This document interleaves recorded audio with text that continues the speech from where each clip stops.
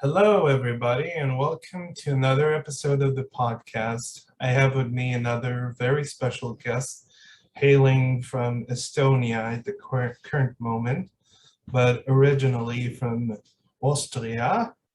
Yes, how are you? I'm fine, thank you. I'm a bit So, sick and my breathing is heavy, so to everyone who is listening, I apologize, but it's not something I can change right now very much. So, okay, because I yeah, sometimes have stuff on my lungs. So, yeah. I'm okay. sure nobody will have a problem with your breathing. Yeah. So you are essentially the Vitruvian, shall we say, the Vitruvian vision. And just to clarify that Vitruvius was a kind of a Roman architect, a very famous Roman architect from the old world, from the ancient world.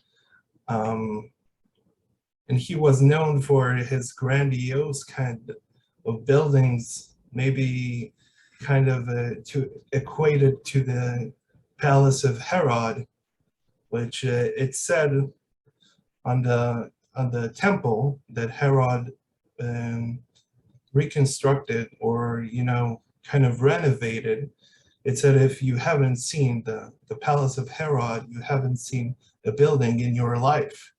It was that kind of luxurious and granular. Um, but can you explain to me a little bit about your name and what you do? Yes, Vitruvius was less of an inspiration than Leonardo, but Yes. yeah, Vitruvius, for me, what stuck out with Vitruvius was the balance. And the whole, at his time, the holistic idea that people should have knowledge in different areas of life to form, it's a humanist idea, to form like a well-rounded human being. So that was what inspired me. But yeah, I found out about Vitruvius via Leonardo da Vinci, who was obviously an inspiration in my childhood. And I'm not such a huge fan of, he was a wonderful painter, don't get me wrong, and great scientist. Science interested me more, but it's not like taste-wise, he wasn't like, Yes. my God, you know what I mean? Yes. But idea was holistic and brilliant, and just my idea of a human, because I felt inside of me, this potential. So naturally, I like that, and I wanted to bring in this idea of the balance and this idea of like 360-degree knowledge. And so VitruvianVision was my vision of what a human being can be like, and especially because this was something I built for others, to help others with the individuation, what humanity can be like, what we're built to become, but what we very often don't get the chance to be. So, because I mean, we're not even talking about humans using only like, was it 4% of their brain power?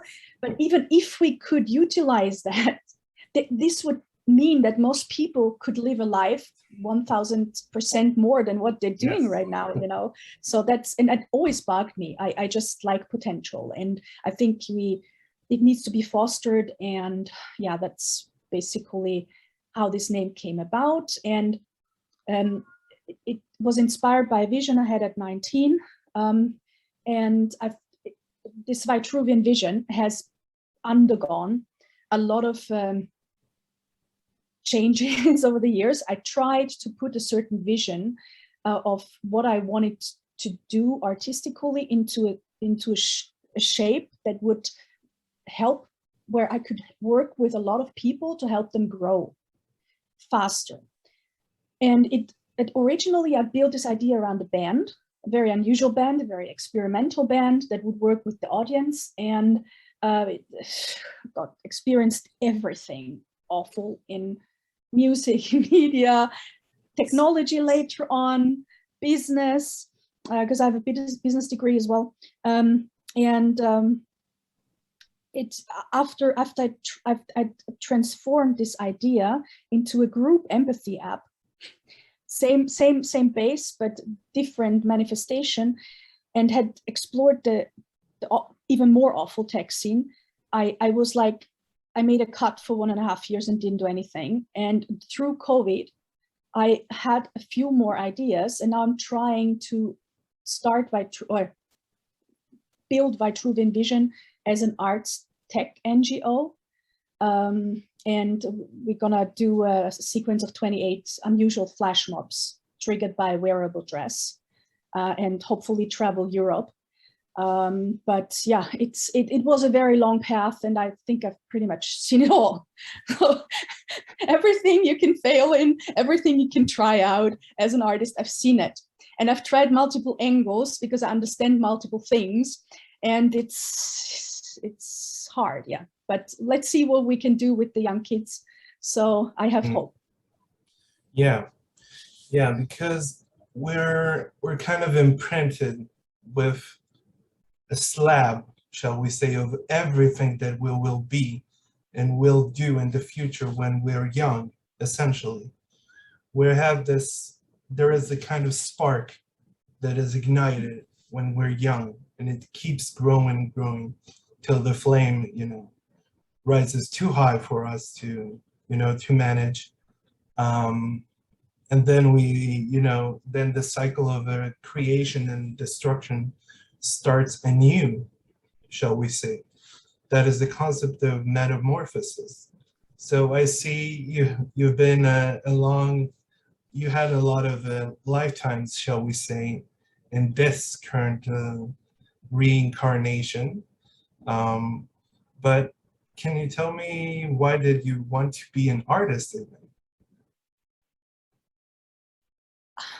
I did not want to be an artist. Okay. Most certainly not want to be an artist with the generic attitude or idea of what an artist is like. Yeah. And also the reality. A lot of artists aren't like me. I had such an unusual biography. I think so differently in some ways. I sometimes think, I don't know, it will take 100 more years to find my tribe. But I do, of all the things I've scanned and looked at in my life, some of them in depth, I think an artist is the closest thing to what I perceive myself as, because art is so fluid and so flexible. And yes, as you said, undergoes so many metamorphoses. If you do it right, you can stay in the flow, in the flux, in growth all the time. Whereas I also have a business degree. If you are working in a corporate job, that's unfortunately pretty much the antithesis to healthy growth. Sorry to say, but very often that's the truth, unless you get very lucky and they promote you regularly and there's a lot of growth. But yeah, so yeah.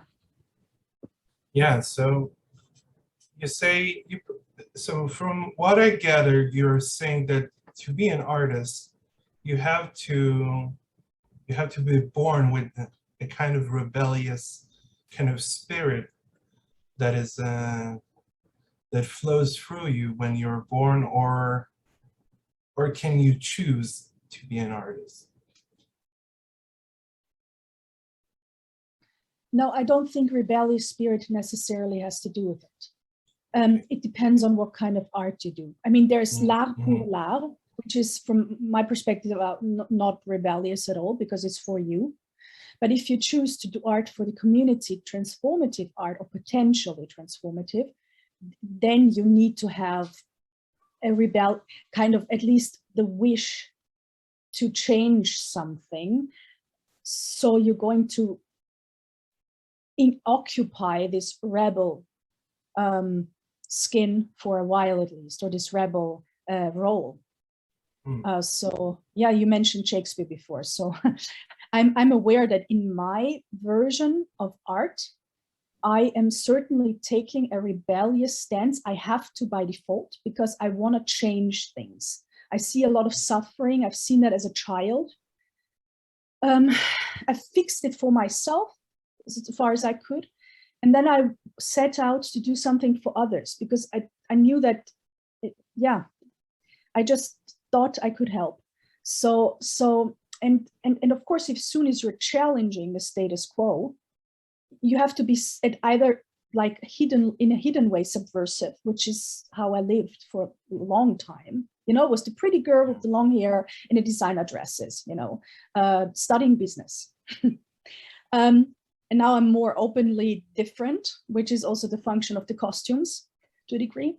And yeah, unfortunately, you have to take this role. I prefer an easy life, but if I have the choice between living purpose and fucking up a whole, and not fucking up my lifetime, or not living the purpose and being by myself and happy, but I'd always have the feeling you're like an idiot and an asshole because you're not doing what you could or should be doing, you know, even if it may be hard. So yeah, so I'm, yeah, in a sense, I have to be the rebel, but it's not my wish as such. It's just how it is.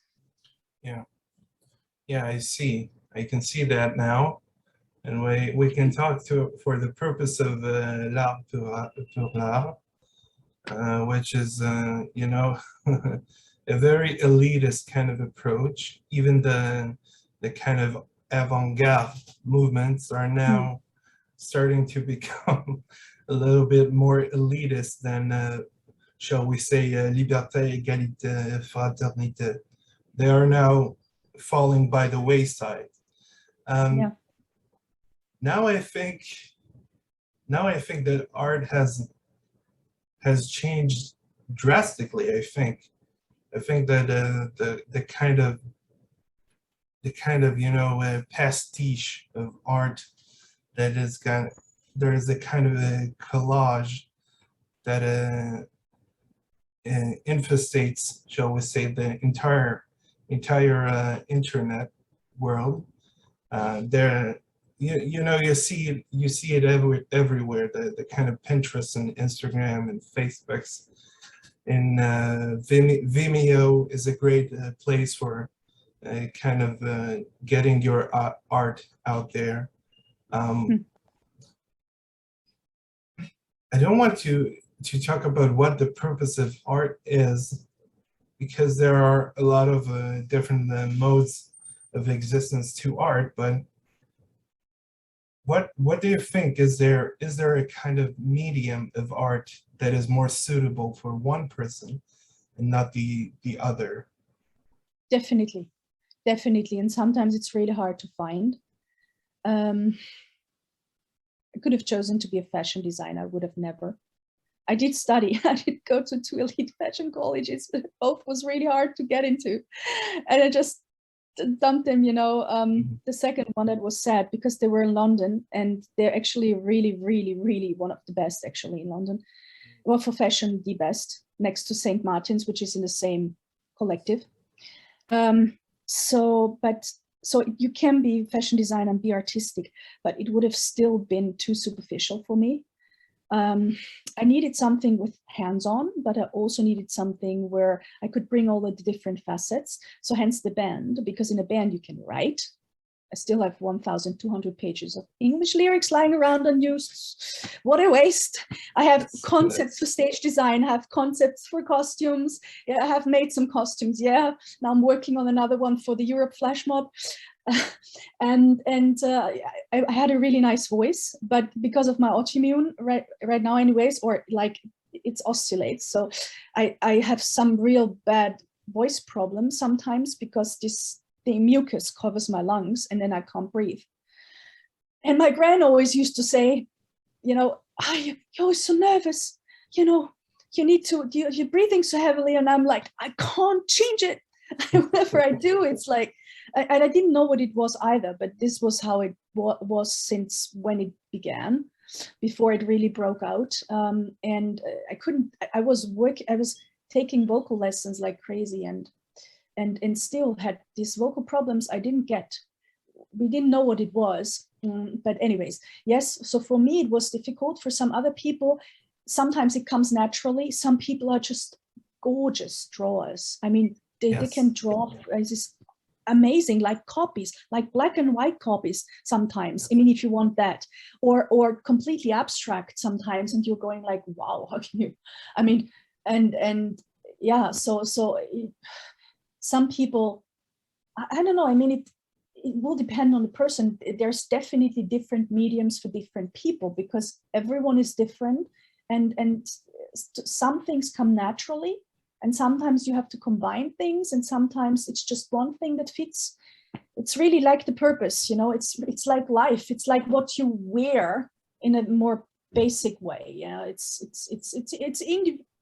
who you are, an individual. You know, you choose, you pick, and you choose it, and that's it. You know, and you try to make the best with it. Really. Yeah. Art is a kind of a concept, but it's also a tool. You know, like everything can be some kind of a tool for our existence, can be useful or can be harmful, shall we say. And art can do that. It can you know, oscillate, as you said, from both ends of the spectrum to be harmful or useful. And I'm trying to find out what are the kinds of metaphors that are depicted through art. And when I say art, you know, it's music, dance, and architecture, painting, sculpting, everything. I mean, art. Yeah. Because I have to quantify it, because people think about, you know, maybe painting and sculpting and music, maybe. They don't think about all the other kinds of mediums. I agree. So much. Yeah, because I agree. They are the most impactful kind of mediums. The sculpting, painting, and music are the most impactful. I agree. I disagree on that. I disagree. Okay. Well, so far they've been true because they're the most used, but I don't agree that they will be the most impactful in the future. Yeah. But yeah, okay. No, I understand exactly what you're saying, but music, you know, music is kind of the song of the soul, shall we say. Yes, music is tops of the pops. Sorry to Yes. say to everyone, like music is like Yes. it's like angelic maths. So Yes. yeah. You can. I find that there is a kind of odd phenomena that happens to me when I kind of linger on and look at the painting too much, and then I start to hear different kinds of music, and I say, well, this part is kind of a Verdi, and this part is kind of Boccarini, and this kind, and I say, why am I thinking of music and I'm not trying to look at the painting, look at the structure, you know, the lines. It's very weird. Have you ever had something like this happen? Or You seem to be synesthetic. So, but do you like, do colors also have, I find it very, very awful when people say you have synesthesia, if it's a disease. It's actually a higher function. I'm sorry to say. If there is any higher function, it's like a more, like, sort of say, complex, more refined thing.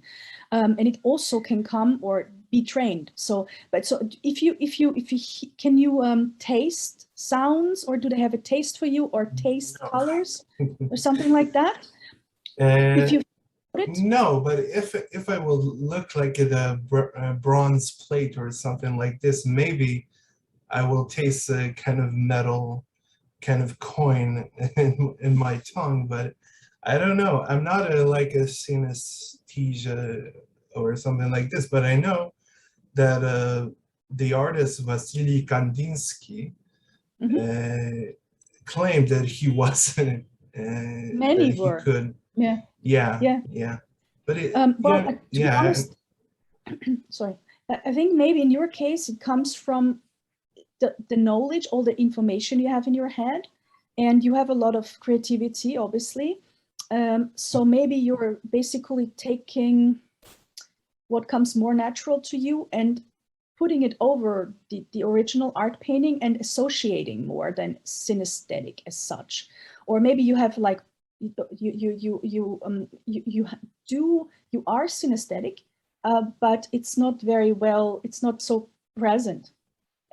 But I think in your case, it's more like the intellectual overlayering and trying to create a new combination maybe, or to make it more familiar for you. It's very interesting. I have never experienced this version myself, but as I say, like if I look at colors and I think about how they would taste, and I have a taste in my mouth. It's also, I make an intellectual jump. So I'm not really, it's not overcoming me, and I'm probably not like Kandinsky in this, because I assume Kandinsky had it like instantly, you know, so it was more present in him.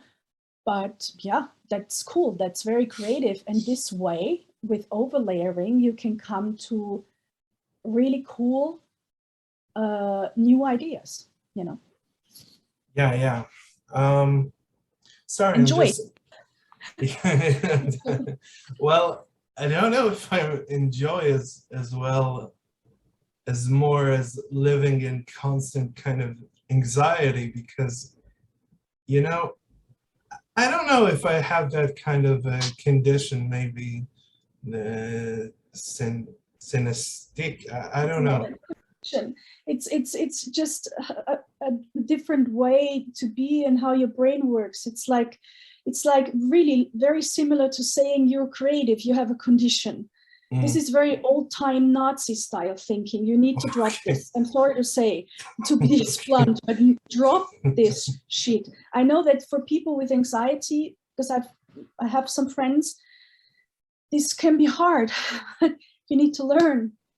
It's, how do we say in German? Es wird wenig heiß gegessen als gekocht wird. So you when you cook, it's much hotter than when you actually eat.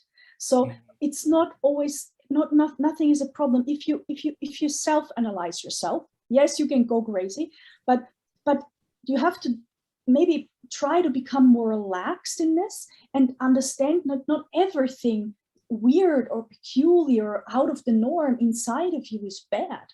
Actually, you know, I mirror it out to help people to understand this. You know, I look completely crazy in this. It's not. No, but, no, yeah. you're not. No, you're not. I know people that are a lot crazier, but in a good way, in a bad way also. Yeah. But what I'm trying to say, maybe I don't want to harken back to the Österreich.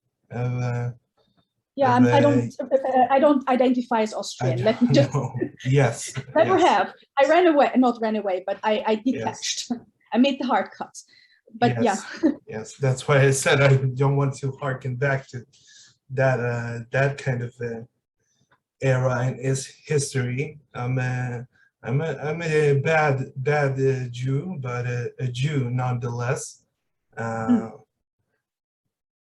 I have a lot of opinions about that subject, but we won't get into it now. But I just want to talk about, you know, I started studying kind of Buddhism and stuff like this, and I think about, you know, this is a kind of a teaching that is a tool, that is a very, very powerful and impactful philosophy and ideology that is world spread. I wanted to know more about it. What do you think of the Buddhism as a kind of a tool to unravel Western society from its shackles? I liked it very much when I was a teenager and until my mid-20s. It was certainly formative. I had a very nice experience of what I assume Nirvana would be like. I had an out-of-body experience, and this was really literally neutral, or at least like the neutral definition, removed from myself, but still somehow conscious. When I was 19, that was very interesting. And I've met Buddhist monks and nuns and had long conversations with them. I think it's one of the best approaches, or a good approach, let's say it is. It's a good approach to reflect, to meditate, to declutter. There are certain interpretations, I must say, because some concepts vary vastly in their interpretation, like Nirvana, for example. I have a problem with a few elements of Buddhism. I understand understand what they want to achieve, I think, but yeah, essentially it's not bad. I mean, getting rid of all the drama, you know, looking inside is a good approach to healing some of the drama we're in, you know.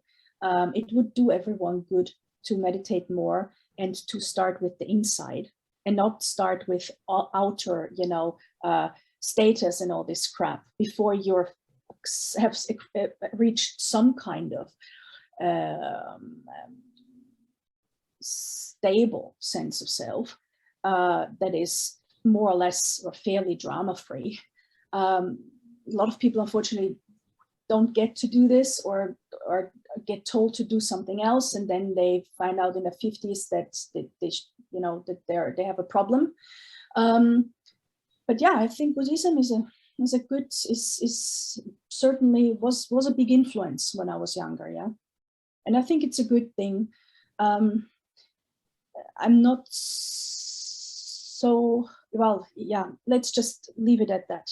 Otherwise, it leads too far. But I think it's good. It's a very good thing. Yeah. What do you think about the hermetic kind of principle in Buddhism to get yourself out of society into Mother Nature and her kind of goodly status? How do you mean? How is that hermeneutic? No, not hermeneutic. I'm saying hermetic. Hermetic. Oh, like a hermit on the top of the hill. Hermeneutics are it's something else completely, of course. Yeah. Well, this is really very necessary for individuation. You need, and depending on whether you're an introvert or an ambivert like me or an extrovert, this will pass differently.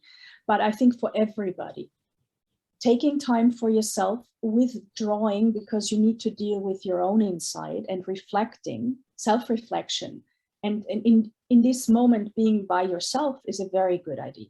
I do believe I understand why monks do it, but also for normal people, you know, even a short period of time is good. I mean, they have these courses, you know, they have this meditation and weeks of silence, even in Buddhism, yoga, even Christianity. You can go to monasteries and, you know, spend the whole week mostly alone, sometimes group meditating, but always silent.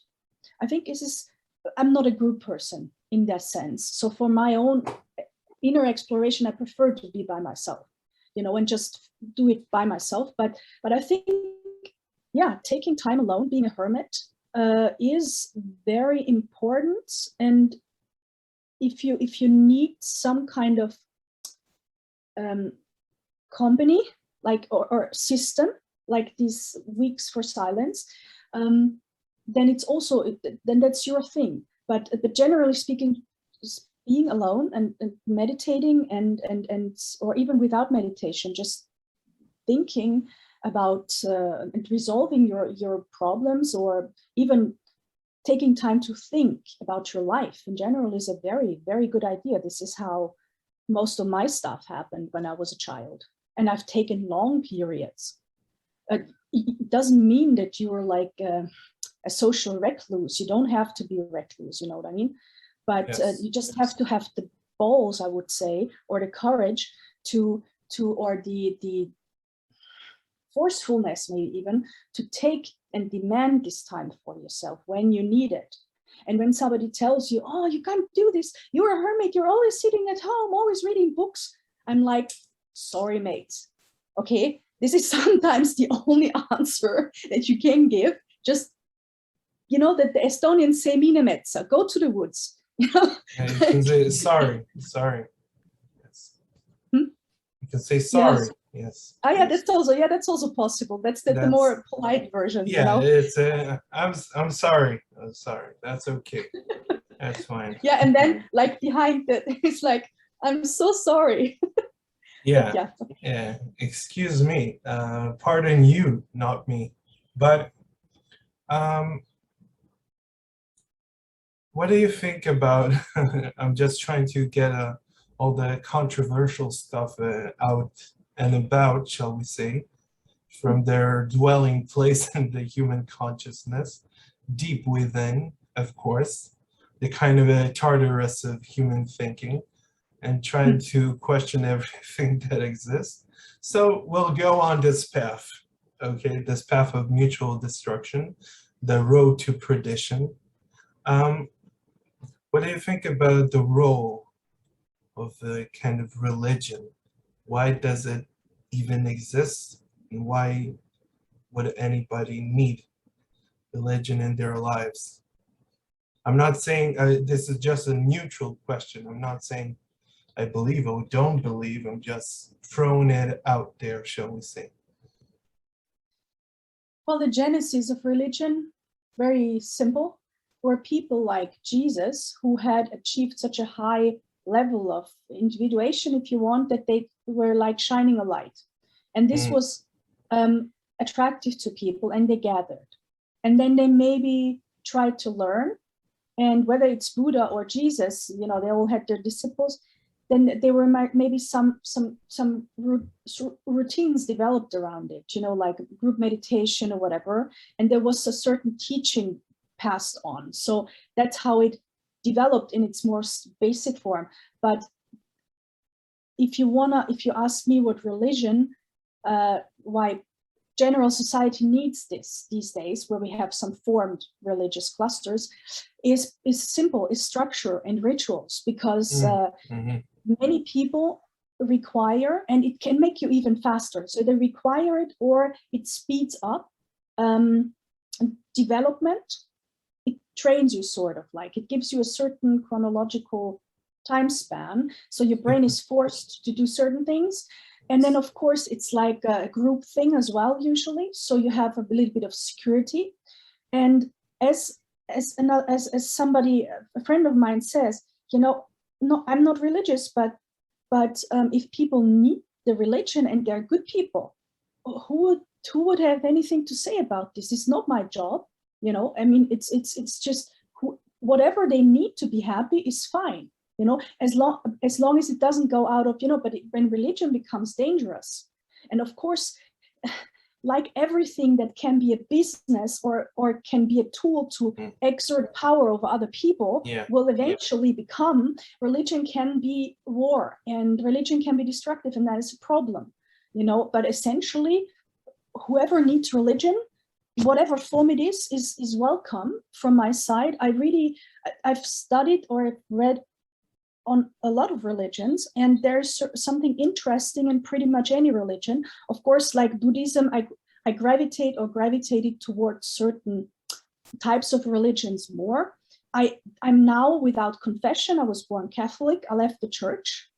Shame, because right now the Pope they have right now is actually not so bad. I just left the church. Yeah, I like him. Yeah, I like him. Yeah, he's pretty good. Cute. Yeah, he's cute. Yeah, he's okay. Yeah, he's okay. I think he's pretty okay.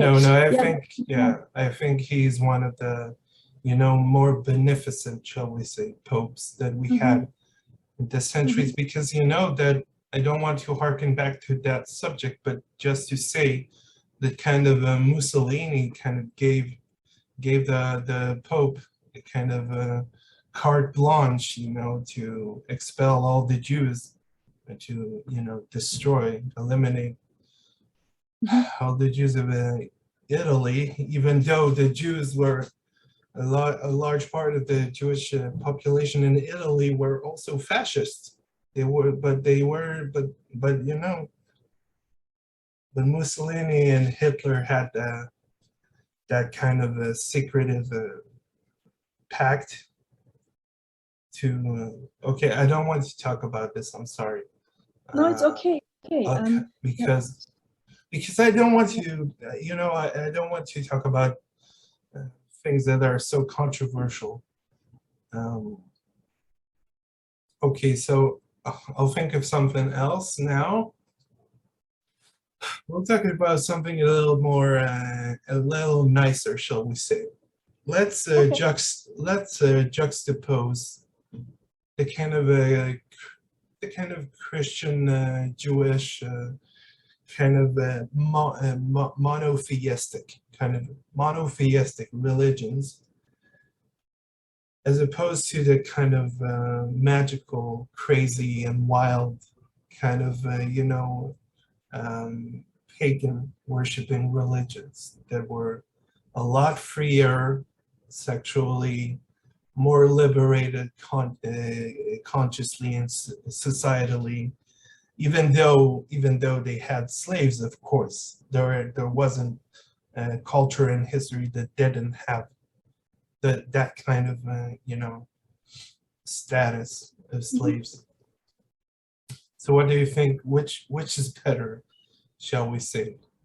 That has been a very long and it's a big topic in religions. You always have the ascetic version versus the ecstatic version.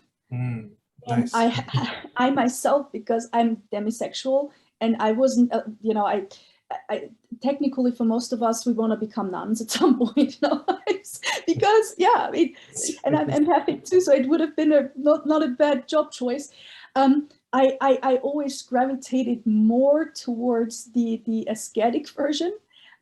I found the ecstatic part a bit scary, to be honest, and a bit out of control, and this way too dangerous, because when you're young, you read about the bacchanals and all these hardcore shit. Yes. So, but I mean, now as I'm older, and at some point then I reached like a balance. I was like, okay, everyone to their taste, and now I think that it depends on how badly people need liberation and freedom to grow.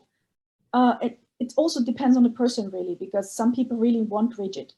Like when I had a 2.5 to 3 hour morning routine every day, even when I was dead sick, I did that for many, many years. This really helped me be efficient and speedy and produce despite bad circumstances health-wise. I like that. And I think had I had a religion at this point, like in a classical sense, I would have also preferred, say, Christianity or Judaism or whatever, or Islam. But for some people, the other way can be a lot more fruitful. And it's said that in participative art, that participative art or art that aims towards conscious individuation, it is better if it's more chaotic and less defined. So yeah, I don't know really which to prioritize. I mean, I know what I would personally prioritize. Arts-wise, I think if you want to work with big groups or you want to do something where you foster individuation, maybe more chaos is better, to be honest, because it gives people more freedom and maybe helps them find themselves faster. So it's a hard question. But I think, as I say, like whoever, the people will know, they will know instinctively what to choose and what they want. And as long as it doesn't hurt anybody, everything's allowed, really, Yeah. So yes, that's the kind of, the Aufklärung kind of idea that everything is allowed as long as you don't hurt another person. But that's also the kind of the golden principle in the Bible: thou shalt not do unto others what they don't want them to do to you. But how many people who are Christians really, really, really read and understand the Bible? At least the New Testament. I mean, the other part is about this kind exactly. I have the New Testament here, and I've read it more times than most Christians, and I'm a Jew. Yeah. Well, that's good. You're open-minded. Yes, Jesus was a Jew. Okay. Yeah, no one will deny it. No one will deny it. Even the Talmud speaks of Jesus in a lot of parts. Maybe not positively, but they speak about Jesus nonetheless. He was a great teacher. I'm finding that I'm,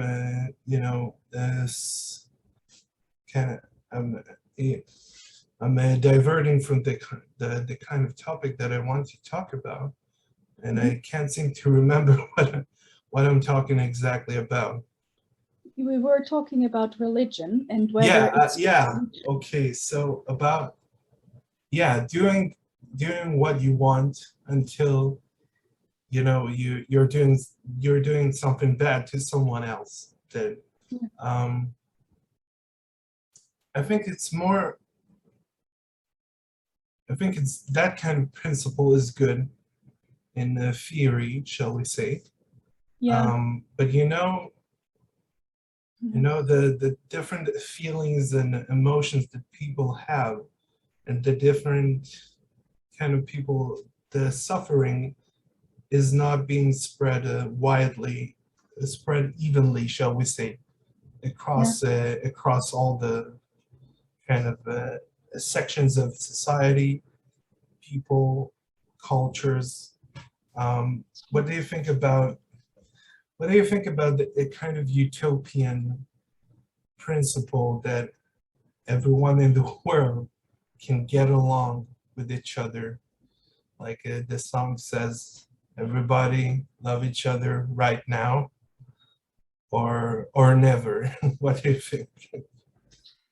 Yeah, that's kind of my topic. And it has to do with individuation.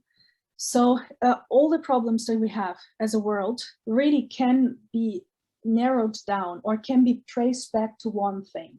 And this one thing is that whether you look at dictators or you look at conflicts, it always has to do with either the person having a personality that's tricky. I mean, okay, in this case of psychopaths, there also seems to be a different brain structure involved. That's bad then. But even that might be somehow malleable. We don't know, because we have very rigid ideas of what the psyche is like and what our lives can be like when life is like this. And somehow everything's possible, but only in the negative, and that's bad. Like in capitalism, everything is possible. And in a lot of other ways, everything's possible, but somehow patriarchy somehow brings out almost predominantly only the negative shit. It somehow never teaches people to be themselves. However, when you've reached a certain state of conflict, like wars, like say between Palestine and Jerusalem, like Jewish people and Palestine, then you have a problem, because this has been going on for generations and people have been killed on both sides. And I have some Jewish friends on LinkedIn and other channels, and also people from the opposite party. And what you see is basically mostly people trying to defame the other part, like generically. And sometimes you have some people who try to kind of like show examples of how people get along, but this is difficult then. So the individuation is not going to help that situation much. Maybe it does.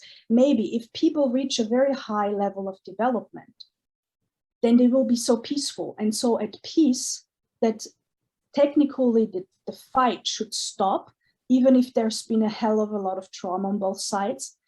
But it's not realistic, not in this in the state we're at right now. It's not realistic, and it would take too long of a time frame to achieve this, even if we had like global therapists or say counseling or some kind of hardcore coaching for everybody available, which is not likely as well. But yeah, technically all our problems come from this. So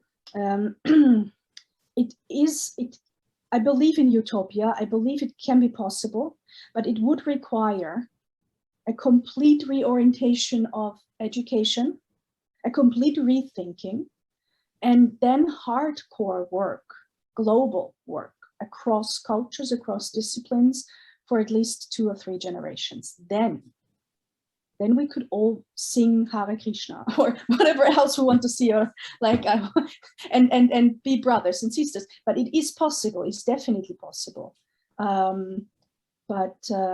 Yeah, so it is possible. So can people seek a kind of a redemption or to pacify humanity through their actions via the form of art?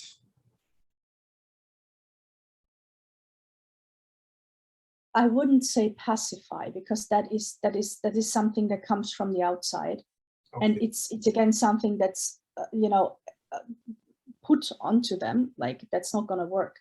It has to come from the inside, and it has to be disruptive, and that is what every science, whether you look at it from the arts angle, from the philosophy angle, from the psychology angle, it will have to be in a certain way disruptive and unusual and unexpected. So participative art works with this. It has to be unexpected to a degree to generate new thinking and a mental development, sort of. So it's not going to work with putting a peaceful thing on top of a person. That's not good. But if you work from inside, and yes, you approach it peacefully and try to make people conscious and try to consciously give them tools and tell them, look, this is how it is, but now I'm throwing you into this situation that's unexpected, or that's will be different, and just work with it.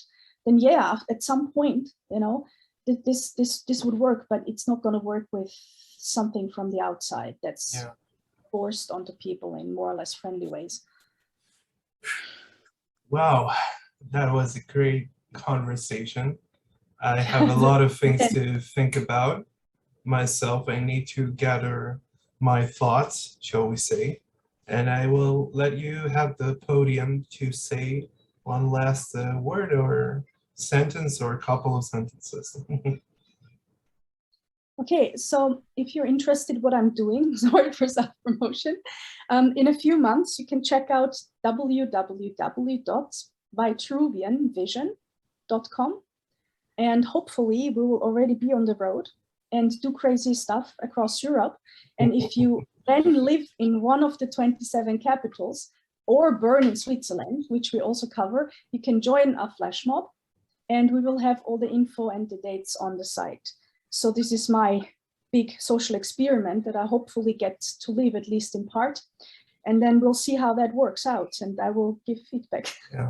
So that's working with people in peaceful ways, where they can self-express, but it's a long-term thing. I mean, trauma can be fast, but usually it takes, And then if you have trauma over generations, it is unfortunately a long-term thing. But I do believe, because I've seen it, that it's possible to resolve a lot of really, really awful things over time. I just also believe it has to be done in different ways than it's currently done. And I know I sound like a stupid smart ass, but I've been through a lot of things, not multi-generational trauma like you people have experienced. And I see it, and I see it in some Black people too. I see and I feel it, and it's awful. And I'd really like to spare everyone this shit. And I know I'm the bad person here because I was born in Austria, but I've never felt like an Austrian. And I've always said that this is probably the worst culture with the worst history I could have been born into. And I've made it literally my life purpose. Unfortunately, to create an antidote for this, creating masses in bad ways, So I don't want to pacify somebody, because that's my whole thinking is going in. I let them do what they want. I try to create conditions, and then hopefully, they can breathe freely for the first time in their life, maybe, and they can grow. And this is, I think, the only way you can approach this situation. And yes, it will take, but it will also take a lot of people, But maybe we will have to at some point. We were just facing two situations, and maybe one day it will be so bad that we have to make the smart choice. And I hope we do. So I know. Thank you very much. Yeah, thank you. And okay, I won't say what I have to say, but I'll leave it for another time, okay? But I want to thank you so much. Thank you very much. See you. You're another human soul like me, and I want to thank as a human soul. When I say namaste, that means I see you, and I want to thank you. And we are kind of the colonizers when we do stuff like this, but I don't care. I appreciate all cultures on whatever spectrum they happen to be, and I want to learn. And I learned from you a lot today, and I had a great conversation with you. Thank you. Thank you very much. Yeah. Thank you. Cheers. Thank you for watching, and bye-bye.